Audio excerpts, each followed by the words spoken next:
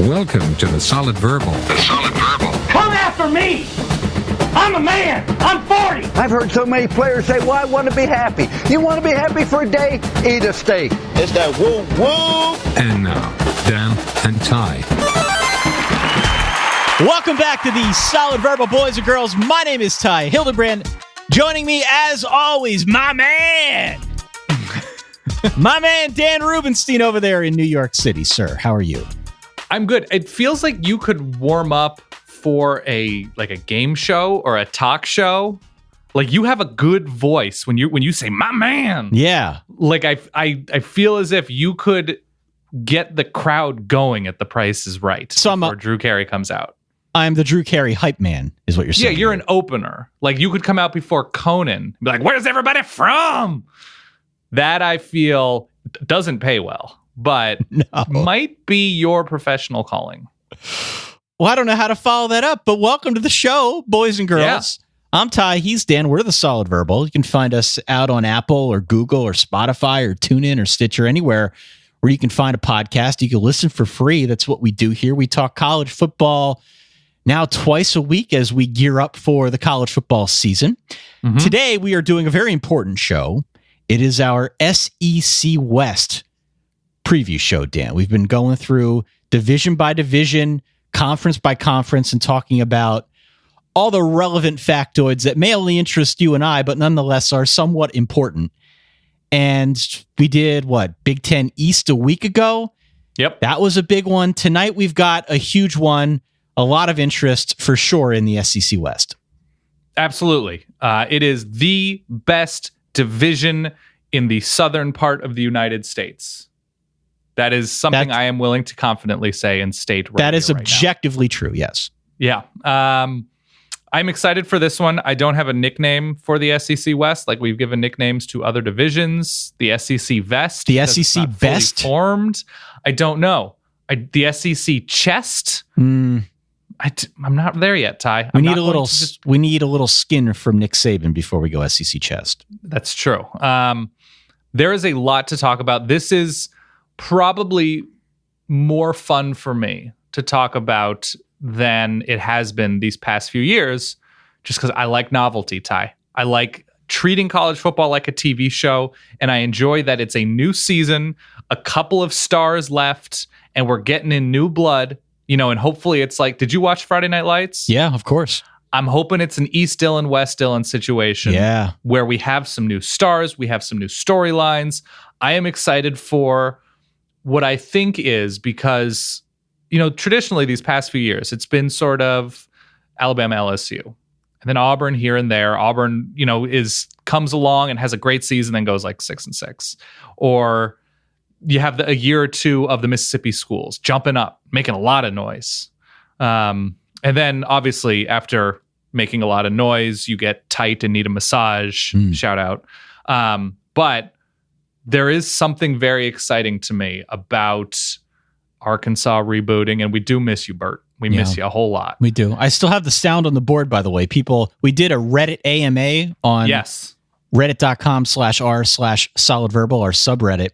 Mm-hmm. And we did get a very specific question about the soundboard. Would we be expanding the soundboard to include sounds for other coaches?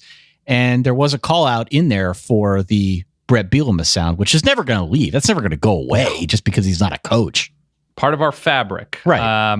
We have Jimbo Fisher in a pretty sensical move in terms of we expect a lot of success both on the recruiting trail on the field with Texas A&M. I don't know if that means anything beyond 9-3, but in the SEC West, that's pretty good. And there's, I think, the nearest and dearest part of the novelty of the SEC West, and that's the very first person to ever work in both the Bronx and Starkville, Mississippi. Yeah, it's a weird Venn diagram, isn't it? Has become a thing. And Matt Luke with a really fun offense at Ole Miss, and then you have the sort of more familiar stories at Alabama, Auburn, and listen. I'm ready. Don't preview it all right out of the chute. I'm sorry. It's sort of like when you read one of those articles on the internet, Ty. Yeah. Where they got a couple highlights up top, but you gotta dig down to find out all the juicy stuff. Well, you are excited. You sound about as excited as you were the last time you drank a cold brew. So I hope you're. I had I had a green tea. I've got some ginger tea right now. It's all flowing. All right. Well, thank you for downloading the show, for listening to the show. We're excited, as you can probably tell, to talk about all things SEC. We're also very excited for a big deal we've got going on this weekend. Now, look, we have talked about this for several months and weeks running, but it is down to the nitty-gritty. Yeah. If you are going to be in Chicago, if you are going to be around Chicago, if you're just listening to the band Chicago. Yeah, whatever the case. If you're a Bears fan, I don't care. Get your butt to Chicago on Saturday, August the 11th. We are doing our Fantasy Things live show at 7 p.m. Eastern in the Vidum Theater. Tickets are still available. Go to solidverbaltickets.com today. Please, if you are not coming, buy your tickets. If you are already coming, maybe recruit another friend to come with you and buy a ticket for them. We're looking to pack that place as best we can. Still just a handful left, but we want people to show up, and we're very excited about this show. We have also had the opportunity to now go through and, in true Solid Verbal form, start planning our show woefully late. Yes. But the early draft prospects for our Fantasy Things draft are hysterical. I am very excited about where this is going to head. It's our stupidest and most ridiculous draft ever. And I can promise you, if you show up, Ty will, 1, do a standing backflip, 2, reveal his day job, his mysterious day job, and 3, and this is the spiciest, Ty, you've sworn me to secrecy, but you said you will reveal the Hollywood starlet with whom you had an affair many moons ago. Yeah. This is all happening at the... I made all of that up. But you were in. You got a little bit closer to your headphones, thinking that there was this... It's going to be a great time. We've got guests. My parents are going to be there. Yeah. It's ridiculous. The mix of people that... Adam Amin's going to be there with my parents. It's all going to be very strange and fun, and we cannot stress enough. If none of this appeals to you, you got to come just to hang out. And it's a cool place in the Chicago summer. We're doing #tenders with Ty after. It's a great time. Come on out, solidverbaltickets.com. And if you are going to be there, please do take pictures. Please do tweet out about the event. We reserve the right to use your pictures and tweets on our upcoming new and cool website, which actually might take live tonight. Do it. Why not? With our friends from Superboss. Yeah. You want to get into the SEC? Why don't we get in? Hold on. I have a drum roll here. Actually, you know what? I have Lex Steele. Let's play him. Yeah, let's play Lex Steele before we talk about the SEC West. So let's start where we always start, Dan. I feel like a broken record because I start out all the preview shows the same way. The framework for all of these shows is, why should I care? Yep. Because we're both in our mid-30s at this point. The burden of everyday life is much greater now than it was when we were like 15, 18, 20, 22. Got a lot of things on our minds. So why should we care about the SEC West, Dan? That's where we're going with all this. But before we get there, let's talk about our initial impressions about the West, just as a division within the SEC, within the ecosystem of college football. What are your main takeaways here? That there's no real middle ground to the SEC West. You have like a ton of experience mixed with a ton of questions. There's no team that is like, oh yeah, I definitely see 7-5, 8-4. Things can go in so many different ways for everybody. And I don't know if that's necessarily a good thing. I think somebody's going to jump up. I think somebody's going to fall down. But there is, which I think I like. I think I do like this, that we're dealing with a case of extremes, at least before the season actually starts. That's my impression. You have two teams that have the clear best defensive fronts in the division, to me. Alabama and Auburn. LSU's right there as well, but not quite. And everybody else is just scrambling. Everybody else has pieces. There's another team that I like that could go to 9-10 wins, but I like the fact that there is nothing mellow about this division. Well, and there's a lot of mystery about it too.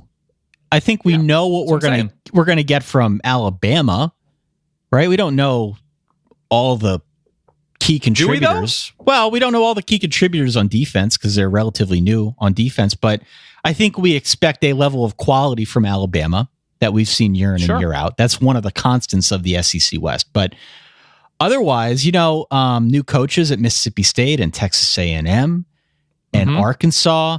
I got some real hot takes on Arkansas. Full-time at Ole Miss. Interim tag is off. Yeah, sure. So just a lot of mystery throughout that I think makes this a very, very interesting side of the SEC to follow. Let's start at the top with Arkansas. Alabama. No, Alabama. Okay. Defending national champion, dog. We got to talk about that. I wanted to, in the way like we did last week, I like throwing people for a loop. Who did we start with last week? Indiana. Yeah. Okay. I want to start with Alabama. They are the just as expected. Yeah, I know. Defending national champions, 11-1 regular season, won the playoff game, and of course won a thriller in the national championship over Georgia. Overtime. Big time pass from Tua Tagovailoa to win that national championship. This year now, Bama's got 10 guys back, 10 starters back, 7 on offense, 3 on defense. But what I would say is that the number is a little bit misleading if you're Alabama, because really it's an embarrassment of riches from top to bottom. And even a lot of the quote unquote non-starters got a ton of playing time last year. Right. So it's not a true indicator in the way that it might be if we're talking about a team like an Iowa, right? There's just so much depth at Alabama that I think I like Iowa. Just don't pick on Iowa. I'm not picking on Iowa, but okay. Would you debate the point that Alabama's got way more depth than Iowa? I would not debate that point. Thank you. So here's where we're at with this team. We're going to get into all of the relevant names, but I will start out by saying it is an extremely workable road schedule, which is what I look at first and foremost anytime we're talking about SEC teams, because usually, especially in the West, it's a murderer's row. Here is what we're looking at in terms of a road schedule for Alabama. At Mississippi, at Arkansas, at Tennessee, and at LSU. Those are the true road games. Right. Louisville's in Orlando. Yeah, and I was going to say, that's where you stole my thunder a little bit, but sorry. No, it's okay. I think the toughest game away from home might be in week 1, and it might be the neutral sider in Orlando against Louisville. No. You think going to Orlando to play Louisville, a Brian Van Gorder defense, is going to be more difficult than the $2 million man with a lot of healthy talent in Dave Aranda go in Death Valley?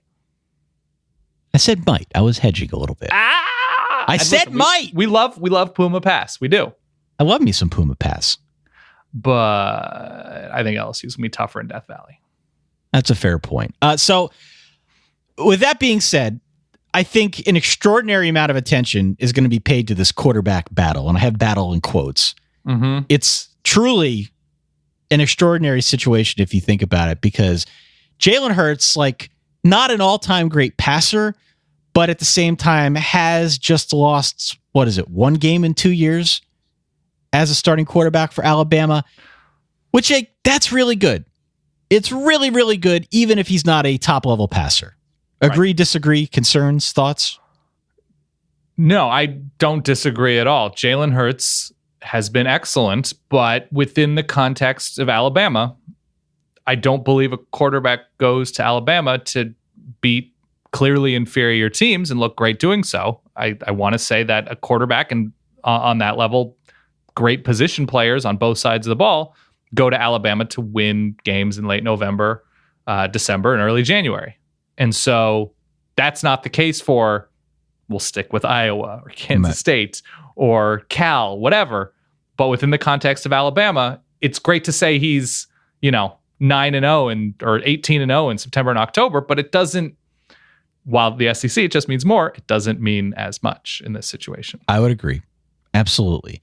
We are now in a weird spot where Jalen's backup saved the day in the national title game, in the second half of the national title game, particularly in the fourth quarter and overtime spots of that national championship game, which means there is now a real open question about who is going to get the spot. I think it's assumed that it's going to be Tua Tagovailoa.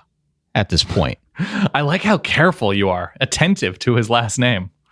As you might have guessed, Jalen Hurts is frustrated about this. Mm-hmm. And he did. He raised some eyebrows with comments that he made last week where he was pretty candid about the situation. He's like, nobody's asked me how I felt about this. Right. How did you feel about what he said? I thought all of it was reasonable. He's in a very strange position as an admittedly successful quarterback who has done everything asked of him. He had a bad first half. He had a not so great Iron Bowl. Not great against Clemson, but the defense was unreal. And they made a good call to bring in his backup, and his backup shined. And he's been put in this position where I don't think he wants to sit out for a year, and he can graduate at the end of this season, I believe, in December. That's right. It's hard to imagine that no matter what the coaching staff says, that he is getting the fairest shake in terms of competing for this job, because it's impossible to view 2018 in a vacuum, because you have all of this evidence that at times, and listen, he was even in the national championship game they lost, he was amazing. He brought them back. Yeah, that's right. It's hard not to say, we got to see what Tua has. It's hard not to say that after, he looked great in garbage time last year. He didn't really play that many, if any, meaningful snaps in games where there were something on the line, within a couple touchdowns or something. But coming in and playing that way against Georgia, it's impossible not to ask yourself, what would he be like getting number one reps in practice, starting games, getting in a rhythm, getting more comfortable with the speed of the game? Yeah. And so I can sympathize with Jalen Hurts saying, nobody's really talking to me. It feels like everybody's going through the motions. I feel like I'm going through the motions, and it's difficult. And I think he had a rough spring because Tua was out, so he was counted on for the number one reps once again. So I think it was a hand injury, which is now fine. But it's a tricky situation, and I cannot imagine a way in which he is named the outright starter, and that is that, and he hangs out in Tuscaloosa for another year after this one. It's such a weird situation. There were, say what we want about his passing numbers, but a lot of his numbers did improve from the year before. He just wasn't the savior in the national championship game. And let's be honest, he didn't even have to be the savior. He just had to be okay or pretty good. That's fair. Absolutely. And he may not have the skill set, at least to the same degree, as Tua Tagovailoa. So attentive. The other thing that I'll point out here, because there are other players in this team, is how damn striking it is to look at the numbers from last year and realize how little Bama actually needed to throw. Because they had three guys in Damian Harris, Jalen Hurts, and Bo Scarborough, all of whom had more than 124 carries. Najee Harris had 61 carries. Ooh. So they ran the ball an awful lot last year. This year, both Damian and Najee are back, Dan. It's a double Harris backfield. And I'm thinking my pet nickname could be Major Harris, and an old nod to like 1988 West Virginia quarterback Major Harris. Major Harris is not bad. You've thrown some stinkers out there. I have. As a Californian, I was gonna go with Harris Ranch, which is that's better. That's better. Yeah. The only thing I don't like about that is it's like a cattle ranch, and players most certainly are not pieces of meat. So that's the difficulty. But if we can ignore that problematic aspect, Harris Ranch is thriving. Harris Ranch. So they're going to run. They're going to be really good on offense. They've got something like 7 quote unquote starters back, again, in quotes, air quotes, because most everyone on the team's gotten experience from the year prior. Yep. The question for me is, I guess, on defense, if I have one. Mm-hmm.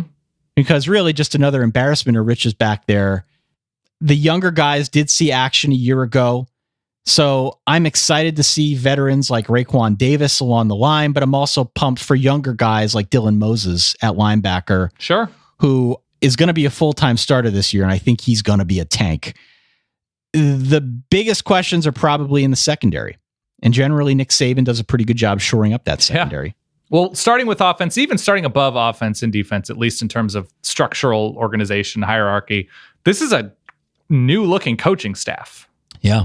This is Brian Dable leaves after a year. Mike Locksley comes in as the full-time offensive coordinator with his co-coordinator, I believe, is Josh Gaddis, who comes in from Penn State. Yep. Long time, the receivers at Penn State have been excellent these past few years, so you can assume, at the very least, Josh Gaddis in that passing game will keep going, even without Calvin Ridley.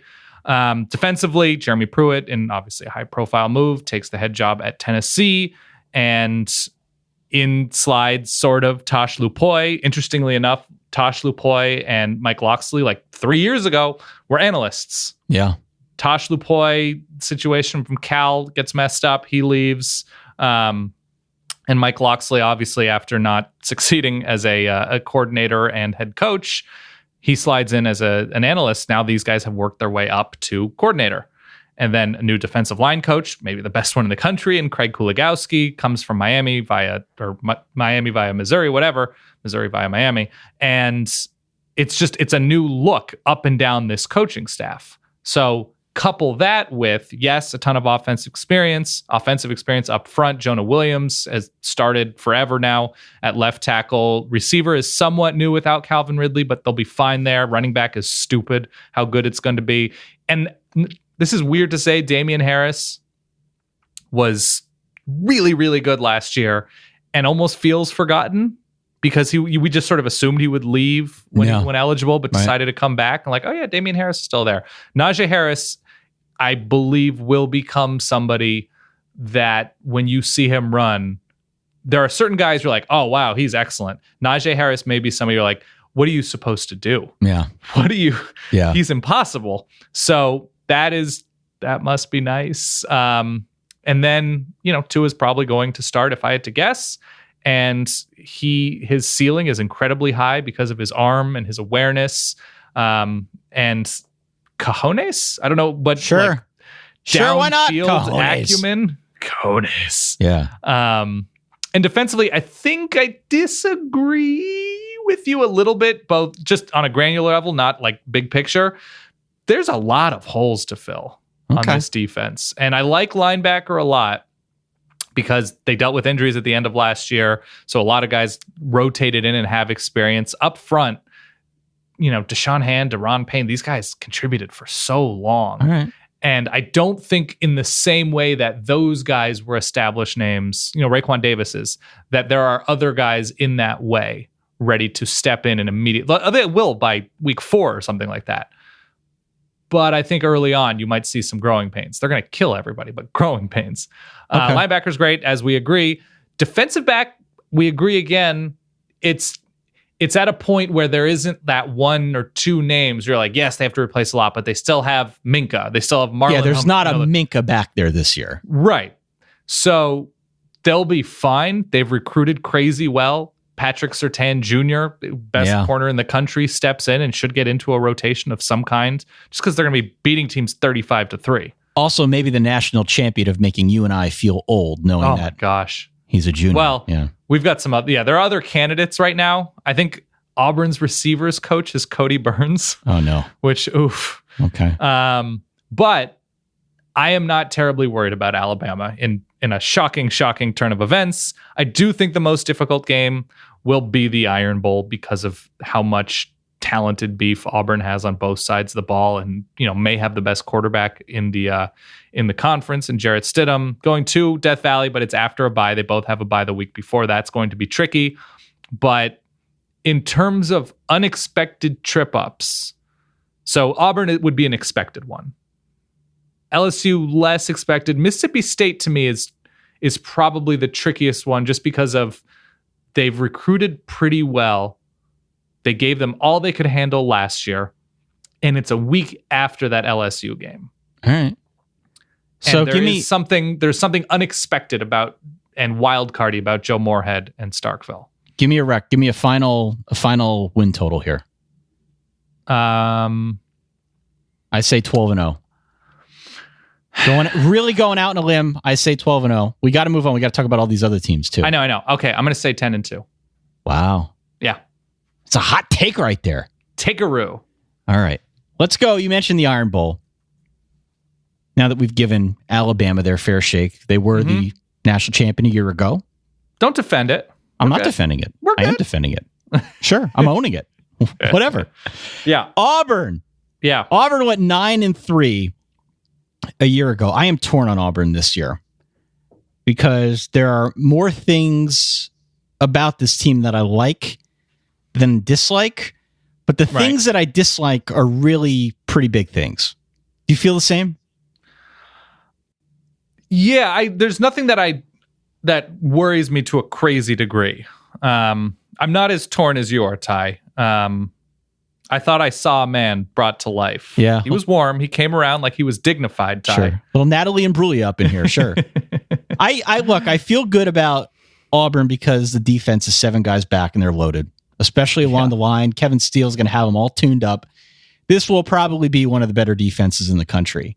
Oh, yeah. And I also feel really good about Jarrett Stidham because he's back along with like his top 5 wide receivers from a year ago. But 2 of them are hurt. Yeah, and I want to talk about that actually. Okay. You know, we've been doing these spots where we talk about the Athletic and what the Athletic brings to the table and how everyone should sign up, but I am not torn about the Athletic. No, I'm not either. I wanted to call out something specific that I saw from Justin Ferguson. Okay. Over at the Athletic. Did you read this about Auburn's depth at wide receiver, the roles each guy can play within the Malzahn offense? Oh, yeah. You see, it's titled here. I got the title. No Stove, no Hastings, no problem. How Auburn can replace the injured receiver duo and not miss a beat. Yeah. I did read that. I wanted to call this out because, you know, you and I, we're researching every team in college football, every Power 5 team, at least in college football, to a pretty good degree. Mm-hmm. And there are only so many magazines that you can go through, only so many web previews that you can skim. And they're printed in like May or June. Right. They're printed in May or June. And not necessarily updated. Yeah. There are only so many you can look through. And really, you're not able to get a good idea of true context for what is going on within a system. Yeah. What Mr. Ferguson did here was really useful to me as someone who has to go and record and talk about these teams knowledgeably. He went like with a microscope and just dove in on what we're looking at here at a position group, how that position group affects the larger offense at Auburn. I found this just as a fan and as someone who has to talk about these, or at least act like I know what I'm talking about these teams. This to me was genuinely interesting and useful. Yeah. So first of all, there are only like 14 national college football podcasters. Right. And I think all of us already subscribe to The Athletic. So we don't need to sell the national college football podcasters. But I'm a big fan of the fact that we can look at this, and an Auburn fan knows this, and an Auburn fan already is probably on The Athletic. And if he or she isn't, theathletic.com/solidverbal for $2.99 a month, 40% off now. No, the interesting thing to me about this is it provides context, like you said. And so Eli Stove and Will Hastings get hurt over spring, ACL injuries, and Auburn may have the best quarterback in the SEC in Jarrett Stidham, but you're only as good as the guys catching your passes. And we know about Ryan Davis. We know they've recruited well. But the fact is, you can read a preview. You can go to a local newspaper site and be inundated with ads for Dave Davis Dental. Right. But I'm getting quotes from Ryan Davis about White Lightning, Will Hastings. I'm getting quotes about how every guys are going to be used on the ground reporting in a clean way. It was interesting to read. And furthermore, because of reading this, I'm a little bit higher on Auburn than I was before. This is just incredible. Just incredible. I'm a little bit higher because I like Auburn at quarterback, obviously. Yeah. I like how much they return up front. I believe in Cam Martin and the still green but promising running backs behind him. The defense is absurd. To me, the big question was, is there going to be, a tipped ball that changes the course of a game? A receiver off a receiver's hands or something like that. So the fact is, and it doesn't even really matter that it's Auburn. It could be any of these schools that have beat writers on The Athletic. The fact is, it's just to find information. If you're just curious, it's just a slog. And to go to The Athletic is it's 2 seconds. It's clean. You read it on the site, you read it on the app, and you're on your way. I sat up in my chair. Here's the line that really got me. Yeah. In Malzahn's offense, positions are given a number. For example, 1 is the quarterback, 2 is the flanker, and 9 is the split end. Mm-hmm. I did not know any of that. I'm like, oh, No, okay. It's really good for nerding out. I love that. So we would encourage everyone to go out to theathletic.com/solidverbal. The 40% off deal is still in play. Oh $2.99 a month for the first year. Going out to theathletic.com/solidverbal. Sign up, join the party. Dan and I are already on the bandwagon. We've been telling all of our friends, all of our verballers, trust us, we wouldn't lie to you on this front because we value good information as it relates to college football, at least. And pretty good deal. You will wonder how you were a fan without it. So there you go. Theathletic.com/solidverbal. $2.99 a month. That's 40% off your first year subscription. Check it out. Go, hurry, pause the show and do it right now. Don't waste time. I don't feel good about Auburn because of the schedule and because I have real questions about 4 new starters along the offensive line. In the SEC, That's a problem. There's a lot of experience there too. They were blowing teams out last year, and there was a lot of rotation. I feel better about them than you do. That is all fair. Here are the teams that Auburn must play. Okay. They've got 3 top 5 teams on the schedule. None of them are at home. Well, yeah, that's tough. That is tough. So they got Washington neutral site game week 1. Ooh. They've got Georgia later in the year on the road. They've got Bama later in the year on the road. If Auburn were to go like 2-3 over that stretch, I don't know if they win the SEC, but they're in the top 10. They're a top 10 caliber team if they're beating 2 of those 3. Sure. There's also a game at the beginning of October, which will sort of build to our Mississippi State capsule next. But on the road in Starkville, beginning of October, to me strikes me as potentially tricky. I would say so. It's always tricky to go to Starkville. I'm feeling 9 or 10 wins for this Auburn team. I'm pretty high on them to the degree that I can be for 9 or 10 wins with that schedule. Yeah, that's a hell of an opener. The good thing is, I don't think, and we'll see what Texas A&M looks like. Ole Miss is going to be tricky just because they're going to be a wild card, throw the ball constantly, put up a ton of points and yards, but give up a ton of points and yards. The back half of that schedule is definitely trickier. And as weird as it is to start out with Washington and get LSU in week 3 for Auburn, they generally do play LSU early, but it's not that heavy. And that Mississippi State game on the road comes after Southern Miss and before Tennessee at home. So it's not surrounded by anything crazy difficult. We expect Tennessee to eventually improve into something formidable, but by October 13th, that's tough. The back half of that schedule, that's where it becomes, stylistically, a lot of differences. Ole Miss can play up-tempo. Texas A&M is a mystery. We don't think they're going to be a blurred offense. And then they go to Georgia in their cross-division rivalry. And then 2 weeks later, going to Bama. Go to Georgia and to Bama in a, 2-week span, essentially? Yeah. That's rough. I don't know about that. That is really rough. I have them at, probably 10-2. But there's this weird down year thing about Auburn that I'm never fully on board with. They generally only lose to really, really good teams. But man, going on the road, getting none of these teams, it's tough on the plains. Yeah, I think I like Washington a little bit because of the Chris Peterson factor and how slow Gus Malzahn has started out some Septembers. If you remember the Clemson game last year, not particularly good for Auburn early. They're more of a grower than a shower, Ty.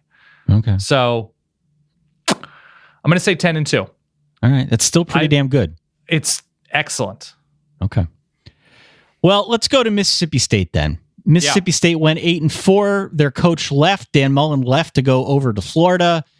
They made the call to bring over friend of the pod, former Penn State offensive coordinator, former Fordham head football coach, the one, the only Joe Moorhead. Jomo comes into a situation where he's got 17 starters back from a year ago. Don't know how much that matters because he is changing up the scheme. However, it does help to have some degree of chemistry coming back. Almost the entire offense is back, and that includes Nick Fitzgerald. Nick Fitzgerald, I've talked about him before. He is a bowling ball with eyes. He is 6'5", 230, ran for almost 1,000 yards last year and had 14 touchdowns, threw for 15 more of them. He's got Eris Williams in the backfield with him. He ran for 1,100 yards. He's also back. Really, the only losses on offense are a wide receiver and a tackle.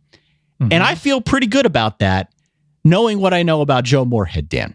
I know you're really high on Mississippi State as well. How high are you on Mississippi State? I am. What's the guy who sang She's So High? Tal Bachman? Oh, thank you, sir. Yeah. Because I do think Mississippi State is so lovely. Okay, couple of things I'm going to challenge you on. Please. Nick Fitzgerald. Physically talented, I would argue not the greatest year through the air, and now is coming off a pretty horrific broken ankle. That's fair. This is all checking out. It's not video game football where you're just like, well, he's out 6 weeks, then he's back. He's great. I think there are going to be situations where he's not his full athletic self. Eris Williams is probably the most underrated running back in this conference. I like them a lot on defense, although they gave up some passing yardage last year. So if they can get to the quarterback, which they should be able to do, I like Montez Sweat, Jeffrey Simmons, really strong on the defensive line. The safeties are pretty good. Corner, we'll see. And then it's also TBD because we're going from Todd Grantham to Bob Shoop, which, boy, have they been a lot of places recently. Yeah. So they're going with 3-4 to a 4-3. So there is novelty, both in good and bad ways, to this defense and this offense. I imagine much like Penn State didn't get going immediately with Joe Moorhead, there is going to be a click moment.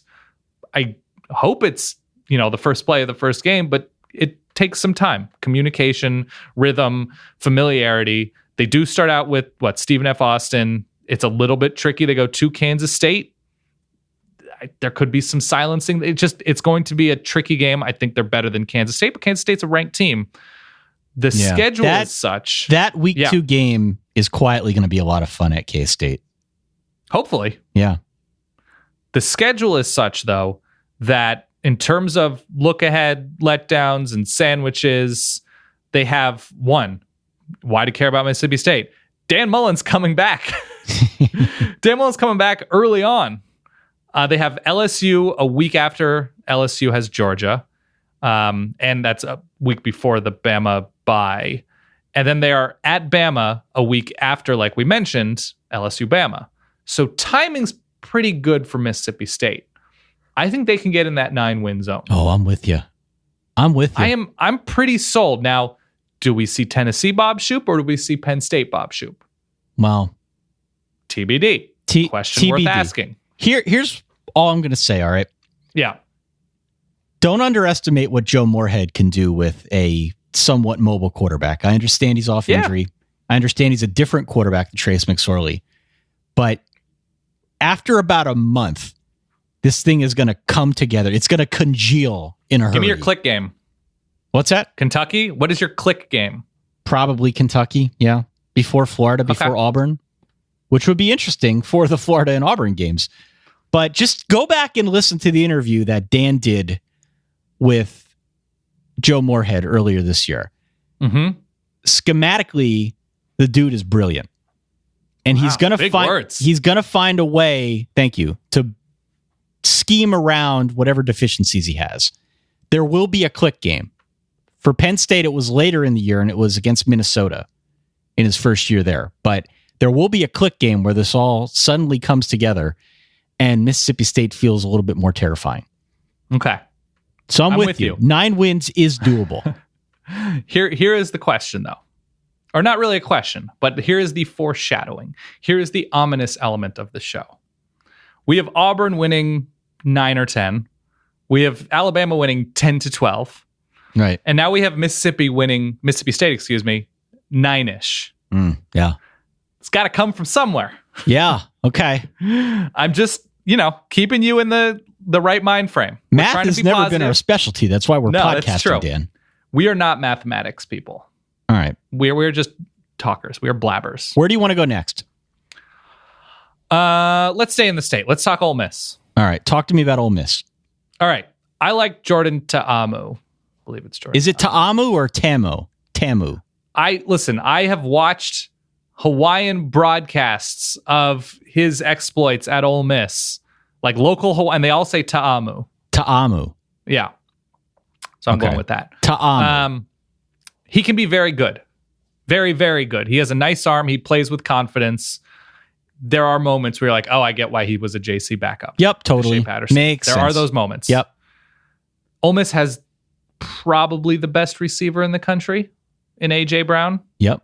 Just absurd. And then behind him, DeMarcus Lodge and DK Metcalf are both very, very good. They've got a pretty good line. Their defense is atrocious. I can't wait to watch Ole Miss. Yeah, as TV shows go. Yeah. There are going to be some interesting subplots here because Ole Miss can't go to a bowl this year. No, they cannot. Another reason to care, Ole Miss can't go to a bowl. Leaving it all out there.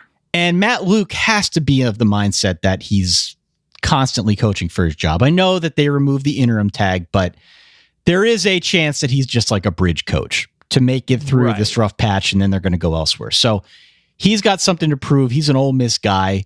They can't go to a bowl. The wide receiving core is there. 3 really good receivers. Oh, are they ever? Jordan Ta'amu was pretty good last year in spots. He's got especially for coming in halfway, just spot duty immediately. Yeah. He's got 4 guys back on the line, which I think sets up a pretty nice year throwing the football. Defensively, though, you're right. Kind of a mess. Gonna need some shootouts. They're gonna need some shootouts if they want to win football games this year. On that note, who do they have in week 1? Let's talk, Dan. They go to Houston. Do they play Houston? They do not. Do they play Sam Houston State? I believe they're in Houston. They do not. They play Texas Tech. Yep. And if you're looking for a TV show week 1, yep, that sort of F it, we're going deep. It's probably that one. Come and get your points. They're at LSU. Definitely not a rivalry. Definitely not a rivalry. A week before LSU's schedule goes crazy. Ole Miss's schedule is not that bad in terms of back-to-back-to-backs. They have the Egg Bowl at home. They will, and we've talked about this for a couple of years now, they could be one of America's most fun half teams. And on that note, they'll go 6-6. 6-6? Yeah. Yeah, that feels about right. Feels about right. There's not a lot of depth. And if Jordan Ta'amu goes down, it's Matt Corral, who I also committed to a bunch of schools, like so many of our favorite quarterbacks around the country. So, yeah, I think the Phil Longo offense will be fun, but they feel like one of those teams that as much as they bring to the table, they also take off. Let's go to Arkansas. Hell yeah. I wanted to start with the Hogs. New coach, Chad Morris, comes over from SMU. He's got 17 guys back from a year ago. The schedule is strangely good. Strangely good, at least in terms of SEC road tilts. Because in terms of true road games, they got Auburn September 22nd. And then they're not on the road again at all until November 17th at Mississippi State. And then the following week, they're at Missouri. But yeah, they do have a really crazy long stretch. It's really strange. There is a game in Arlington against A&M at the end of September. Right. And there's also a game against Ole Miss in Little Rock in October, which is like the 70th anniversary of the stadium. I can't remember the name. But they'll play in Little Rock sometimes. Yeah. So they're not like at home per se every game, but in terms of true road games, it's slim pickings out there, and it is strangely workable. On offense, they got a lot back, and I think Chad Morris is going to have them playing hard. It will be more wide open than it has been under Brett Bielema, because that's just who Chad Morris is. Yeah, I mean, Arkansas did throw it a ton last year. They did. Yeah. Absolutely. But this is going to be, I think, a totally different scheme, more wide open. If you're an Arkansas fan, if you're an SEC fan, or just a college football fan, you should care about that because Chad Morris has coached really fun offenses. So there's something for you. And then defensively, I don't know exactly what we're going to get, but there is a lot back, including the top 4 tacklers from 2017. And then they also bring in John Chavis to get the house in order, which I feel like is something I've said at least 15 times over the last 10 years. Hey, bringing in John Chavis to put something in order. But that to me would seemingly indicate some level of improvement on that defense. And that's much needed for Arkansas because defensively they've been a mess. And that begs the question, are you pumped about 2018 John Chavis? Maybe. Could be, maybe. If, like, you know who Ty's dating? Pam Anderson. Like, that's the question. That's the problem. Hopefully, maybe, kind of. Yeah, I could see it being interesting. Arkansas starts out with a tricky-ish non-conference schedule. They go to Colorado State in that new stadium, that KJ Carta-Samuels life. Boom. And they host Mason Fine, Seth Luttrell, tricky North Texas team. Arkansas should win at least that second game against North Texas, but not a walkover. And you're right. The strangely nice stretch where they don't have true road games. What is that? Like late September until early November. They really figured it all out. Yeah. My big questions, aside from 2018 John Chavis and comparing him to a centerfold for whatever reason, I regretted it immediately after I did it. Cole Kelly, fun to look at, but is he actually good at throwing the ball? See, we don't know that part of it. Right, because he's 400 and he is a tank. He's what is he, 6'8", like 265? I think he might only be 6'7", but we can go with 6'8" if you want. Oh, he is this year's Brock Osweiler. His sure. height will be noted more than anybody else. He's competing against Ty Story. Jared Cornelius is back and healthy. They have a couple of big losses on the line. Frank Ragnow was excellent last year, an All-American, and he's gone. But I'm strangely drawn to this Arkansas team. Yeah. I don't know what it is. They don't have a running back I love. They've got a couple receivers who are pretty good. I think they could be another wild cardy type team, but with what they bring back on defense and what they don't have on defense, and even though I know there's some fun little trappiness to their schedule, they have Auburn a week after Auburn LSU. They host LSU a week after LSU Bama. They feel 5-7 for the time being. I see 5-7, 6-6. I do think they'll improve. And you mentioned the LSU game. We've been talking all off season about how Arkansas has a level of pluckiness to them where they're gonna beat somebody. Mm-hmm. The team they're gonna beat is LSU, and it's gonna be on November 10th. Whoa. Okay. Why? It's 1 week after LSU is home against Shades Bama. of what? Run DMC? Yeah. And what they did a couple years ago when they were just magically good for the back half of the season. LSU is home against Bama. The next week they travel to Arkansas. Okay. I'm not very high on LSU, and we could talk about my hot take on LSU here momentarily, but I agree with you on Arkansas. I think 6-6 at best, more like 5-7. Probably where some more of those mathematically inevitable losses are coming from in the SEC West. Yes. Fair to say. Mm-hmm. Where do you want to go next? You had spicy things to say about LSU, so I say we go there. LSU 9-3 last year. Mm-hmm. We got 10 starters back. Quietly pretty nice the back half of the season after they made some adjustments. Definitely. Yeah. No Danny Etling. Oh. No Darius Geis. I insist. He was pretty good. No Darius Geis, which is a bigger deal. He was very good. Yeah. This year, we've got a 4-way quarterback battle.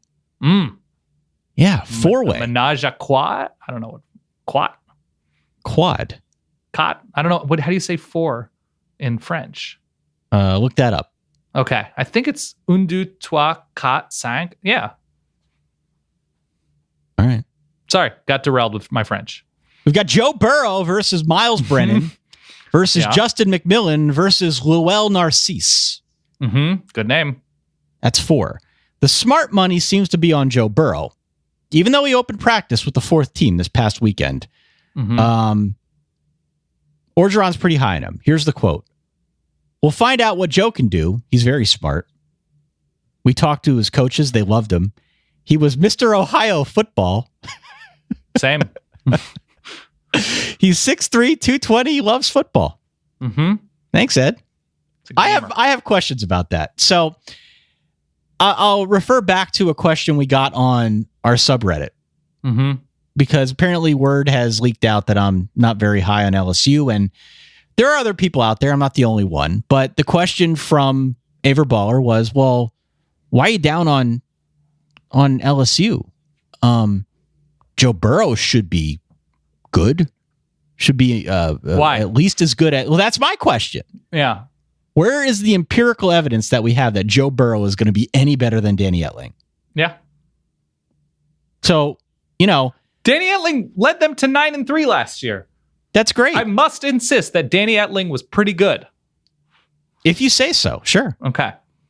Continue. But, I'm sorry if you tell me that we're starting from a point where LSU has a four-way quarterback battle, just knowing where LSU has been at the quarterback position the last couple of years, that does not leave me feeling very confident. I'm sorry. Okay. And then beyond that, we've got an entirely new backfield. They're new at receiver. There's a brutal schedule, by the way, with a ton of pressure on Ed Orgeron to win and win now. Listen to these. Neutral site game week 1 against Miami, at Auburn, at Florida, Georgia, Bama after its bye week, and then at A&M to close out the year. Which, by the way, that Miami LSU game is sort of that. It's always good, by the way, to talk about visual memes out loud. Yeah. But it's that sort of Spider-Man, I'm you, you're me, pointing at each other because, dangerous, fast defense, quarterback questions, a game-breaking receiver, Jonathan Giles and Amon Richards. Who am I talking about? There's a lot of similarities. And then you look at coaches and it stops. Similarities end. I didn't even mention the Arkansas game, by the way. Yeah. Which terrifies me. So I am looking at this LSU team. They're going to be fine on defense, by the way. I think they're going to be more than fine. They're going to be fine on defense. By the way, double dude alert. Whoa. I improvised that and shut it off in the middle, but double dude alert on defense with Devin White, who had 133 tackles as a sophomore last year. Yeah. He is the dude. According to, I don't know if you saw the ESPN top 50 list that they put out there. I did not. ESPN ranked the top 50 college football players. And Devin White was 27th. Greedy Williams, a great nickname in college football. Especially for a cornerback. He had 6 picks a year ago as a redshirt freshman. He's number 37 on that same ESPN list. They've got some really high-level talent. The defense will be really good. No doubt about that. Did you see number 8? I have it in front of me right now. Who's number 8? Lowell Narcisse. Lowell Narcisse. Or is it Lowell Narcisse? Lowell. Oh, it is Lowell. Okay. Lowell Narcisse. Future Samford quarterback. My hot take is that LSU's going 6-6. And they're going to lose to Miami, to Auburn, to Florida, to Georgia, to Bama, and then to Arkansas. Those are your 6 losses. Oh. That's my hot take. Yeah. I mean, LSU does lose to Arkansas sometimes. Every so often, they're just going to lose to Arkansas. That's just how the universe works. Yep. I think, what did you say, 6-6? 6-6. I think they can go 7-5. I think if we can find a way to dress Ole Miss offensive players in LSU uniforms and dress LSU defensive players in Ole Miss uniforms and just figure out a timeshare, that's ideal for everybody. I am not particular. I know that the offensive line is back and a lot healthier than they were last year. I really, really like the audition of Jonathan Giles. I thought he had some extraordinary moments for Texas Tech, so he comes in as a transfer. Up front on defense, there's a ton to like about this defensive line and the fact that this is now, year 3 under Dave Aranda. Yep. So more and more installation there. Their linebacking core should be very good. Their secondary should be very, very good. When looking at their schedule, though, I think there is something to what you're saying.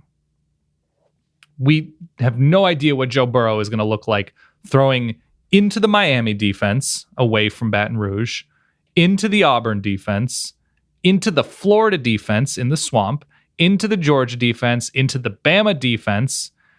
We know what he'll look like throwing into the Arkansas defense because we've seen everybody and what they look like throwing into the Arkansas defense. We've seen that before, sure. Texas A&M might have a pretty they're finally experienced. We'll get to them next up front and everywhere on that defense. So what if Joe Burrow is a backup quarterback like he has been? What if he's Joe Dirt? Joey Burrs. So I'm more 7-5, 8-4 because of line play and because of that defense, but not a confident version of that. I'm hedging pretty significantly. Yeah. Immediate losses to me are Auburn, Georgia, Bama. Definitely. I'm writing off 3 games immediately. So that's where I stand right now.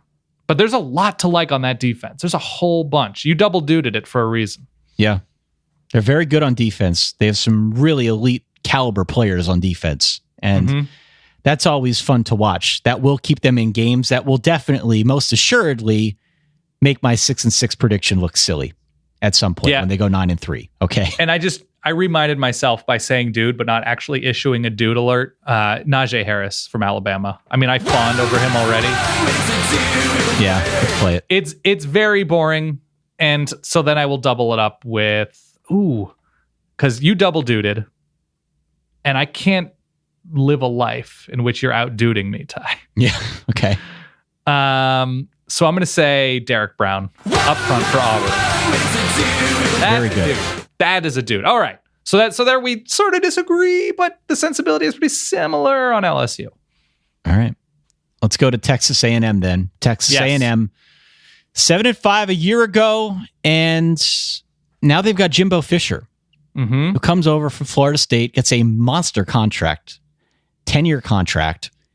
He inherits a team that has 16 starters back. The question that I have, the reason that I care, is this question that I'm going to ask you. Okay, I'm ready. The answer is the Magna Carta was signed in 1512. Does Texas A&M get to 7 wins this year? Yes, they do. Okay. As long as they don't play Clemson early. That's right. I'm all in.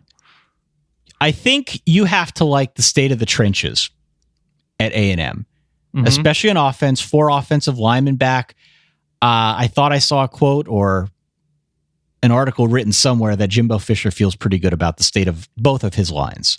I'd like to apologize, Ty.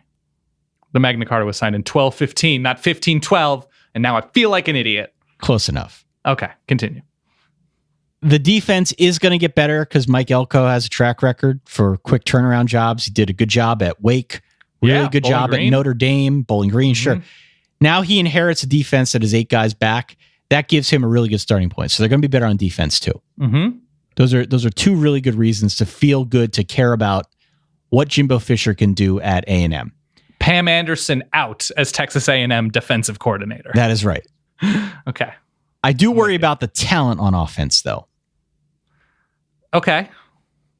Especially against a schedule that's really just complete murder. Listen to this. They play both Clemson and Bama, and at Bama, I should say, in the first month of the season, within like 2 weeks. Yes, They've got a game at South Carolina, which is no picnic, at Mississippi State, which we're pretty high on, and then at Auburn. You could really make a case that those are 5 guaranteed losses right there. Clemson, Bama, South Carolina, Auburn, LSU. Yeah. I wouldn't say guaranteed. No. Tough, though. It is murder. It is murder. Yes. I'm not as concerned. I've seen Travion Williams succeed on a pretty significant level, albeit it was now 2 years ago. Losing Christian Kirk is a big deal. They've recruited really, really well at receiver. So I just assume at a certain point, this passing game, be it with Kellen Mond or Nick Starkel, I assume Nick Starkel's probably better suited for Jimbo's offense, but we'll see. I assume receivers are going to step up because they've recruited too well not to. Whoever's in at quarterback should have time behind this line.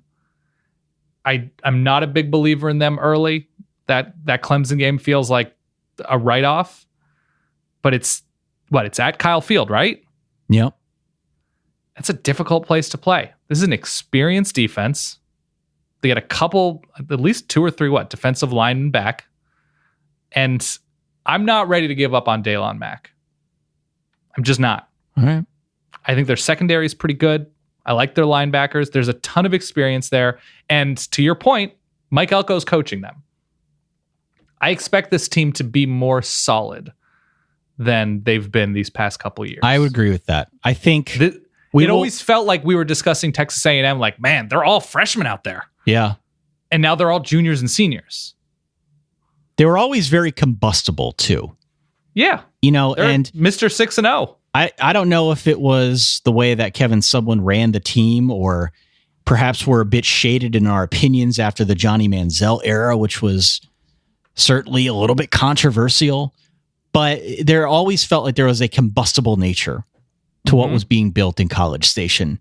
And I think what we're going to get now with Jimbo Fisher is really an evening out of that. They're going to be much, much better just as a baseline unit than we've seen over the course of the last 3 years. So that's good news moving forward for A&M. They're not going to get rid of Jimbo Fisher anytime soon. He's signed for an eternity. I think he's going to be really good there. Oh, I agree. He just needs a quarterback. I agree. He may not get to 7 wins this year, but he will get there before long. This much I can guarantee you is a certainty. And they will make the SEC West all the more difficult, knowing that he's there and knowing what he's capable of building. It just might not be this year. I'm going to say 8-4. How about that? Whoa. Yeah. Whoa. How about that?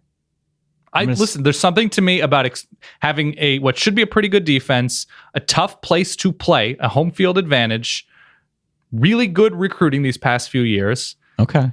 I think it's going to be a situation where the tools were always there. You just needed perhaps a more skilled carpenter. I'm going to say 7-5. Okay. We disagree. 7-5. So there you go. Alabama, Auburn, Mississippi State, Texas A&M, LSU, Arkansas, and Ole Miss. The math checks out. Don't bother checking. Dan, we also have another conference we need to discuss here very quickly on the program. Yes. Ty, will you please drop that stanky? Wet blood. No. We're talking about the Fun Belt, the Sun Belt. Yeah. So, quickly, the Sun Belt should be pretty fun. There are elements of most of these teams that have me intrigued. Okay. And if we're starting at the top, Troy Trojans are now without two guys who seem like they've been there since 1997, Brandon Silvers and Jordan Chun, but their offense will be fine. Last year's defense was excellent, and it was like top 15 in the country, and they return a good amount of that, and it will be great, and that should scare everybody. It should also scare people that Neil Brown is still in Troy, Alabama. Yeah. So Troy is interesting. App State loses Nate Woody, their defensive coordinator. They lose a lot on that defense. Offensively, Taylor Lamb is gone, who's been their quarterback forever, but Jalen Moore is still very fun. And they open at Penn State, and they close with Troy. So their schedule is bracketed with their two most difficult opponents. Aside from those two teams, there's a lot of ugliness. I like Justice Hansen a whole bunch at Arkansas State. His receiving core is great. He might have the smallest running back in the country. Warren Wand. Beyond that, the Louisiana schools, so that would be Louisiana. Don't call them Louisiana Lafayette. Whatever you do, don't call them Louisiana Lafayette. Their fun offense is back, except for quarterback.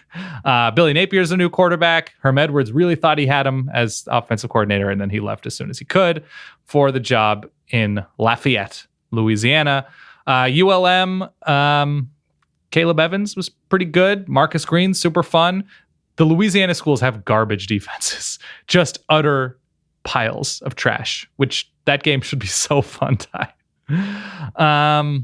Aside from that, Penny Hart is still at Georgia State, and he should be feared at all moments. Georgia Southern has the triple option once again with Willie Fritz's former protege.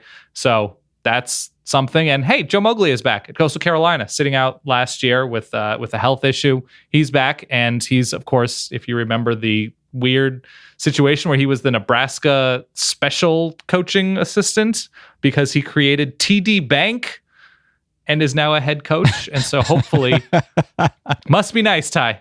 Yeah. Must be nice. TD stands for Ty and Dan. Aside from that, there's not a ton to care about with the Sun Belt, but that's enough for me. I'm going to watch some Sun Belt games. You got it. All right. Thank you to everyone for tuning in. Don't forget, if you are still listening, and I can't imagine most people are, but if you are, Mm-hmm. We're doing a show this week in Chicago. We are. Saturday night. Get in on it. SolidVerbalTickets.com. Some tickets still available. We want to get everyone in there. Let's pack the house. Let's meet up afterwards. Let's eat some chicken tenders. Hashtag tenders with Ty. Oh, what is your go-to, just to give people a sense of what they're in for? What is your go-to? And I'm not talking about it at a specific location. Generically speaking. Honey mustard. Honey mustard. I think that's a good answer. You're going to go dipping sauce for sure. Honey mustard. What do you mean dipping sauce? That was going to be your question. Yeah. Okay. I thought you were referring to a dipping sauce as generic dipping sauce. No. Honey mustard is my go-to. And then what? Ooh. Probably ketchup. Ugh. That's for you, buddy. Straight through the heart. Barbecue sauce? Also, people have way underestimated how much I can eat.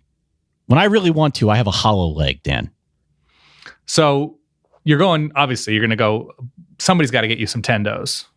Of course. Anything else? Just beer with tenders? Are you going to go liquor?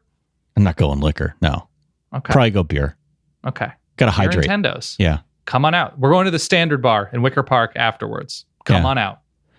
All right, Dan. We got to go. Yeah, that's it. Hope to see everybody out there this weekend in Chicago at the Vidum Theater, 7 p.m. Central Time. SolidVerbalTickets.com. Don't forget to also check out the cool deal we're working on right now with The Athletic. TheAthletic.com/solidverbal. Sign up. Help us out. Yeah. 40% off your first year subscription. It's dirt cheap. It's high quality stuff. We talked about it a little bit on the program today, but we think you'll like it. On that note, for that guy over there, my good friend Dan Rubenstein, I will see you in Chicago. And for myself, Ty Hillerman, thanks again for tuning into the show. We'll catch you all on Sunday. Peace. No. Catch you all on Sunday. Stay solid. Peace.